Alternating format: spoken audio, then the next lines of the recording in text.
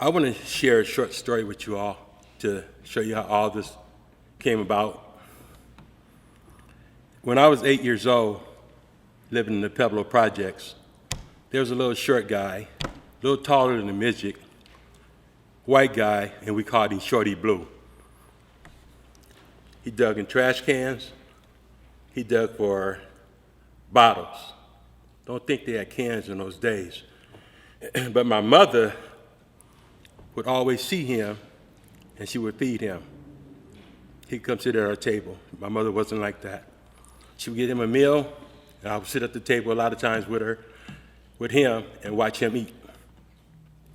That did something to me that I wasn't even aware in those days what it was doing to me. My mother was feeding somebody who had been digging in trash cans. And as I grew older, I became that same person. If I see hungry, if I see a dog hungry, he eats. He eats. That became who I was. As the years went by, and I became maybe in my 30s, and I've been through so much in my life, on my deathbed, like 9 times from bullet wounds and everything else because of the life that I chose to live. God spared my life many times. And then I took it to God and I prayed. What was my purpose? Why you keep sparing my life? You reap what you sow. I got shot, I shot. And I was reaping it. But I wanted to change. So I prayed. I left and went to a corner on 92nd and Beach. I had stopped and got a whole van load of oranges. Had them in bags and started passing them out to all those who were just hanging out in the corner, some hungry. That became something that I would always do. So I passed out some oranges, and a brother named Lester Hayes, when I was leaving, he said, "Jim, you ain't never changed." I turned around. He said, "You may not have much, but you give us what you got." I nodded, "Thank you, Lester," and I left. Went a few blocks over, I pulled over again, and I prayed again. Coming up in the Muslim faith, I prayed to the east. So I prayed facing the east. Father, what is my purpose? What is my purpose? And Lester's voice came back to me. You're always trying to lift us up, Jim. Get us back in school. You're always getting us to change. You want to change in us. I said, change. I said, yeah. I'm always pushing for changing people for the better. Change, rebuilding people, rebuilding people.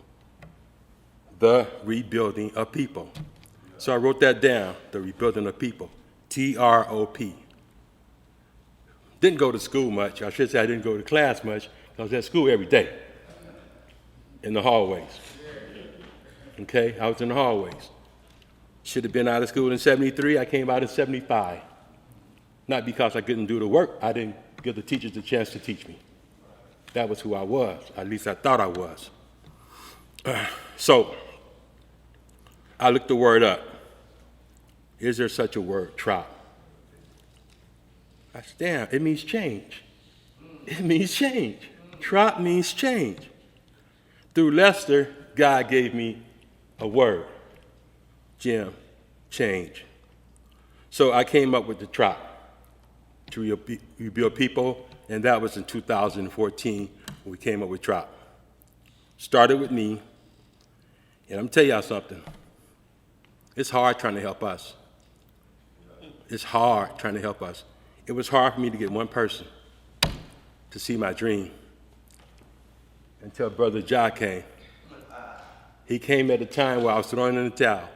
Although I saw it as a God-given dream, vision, I said, this ain't working. It's causing me more stress than anything else, trying to help people, get people to help one another. I can't do this no more because it's stressing me out. His brother right here don't understand the word no. I said, I'm done, brother. I ain't doing this no more. He said, I'll help you, Jim. I said, a lot of people was going to help me, He convinced me one more shot. Well, it started with just me, one little brother from Watts, poorly educated. Well, now we're in 24 different states. 24 different states. Trop has grown. I thank each and every one of you for coming today. We're going to continue to grow.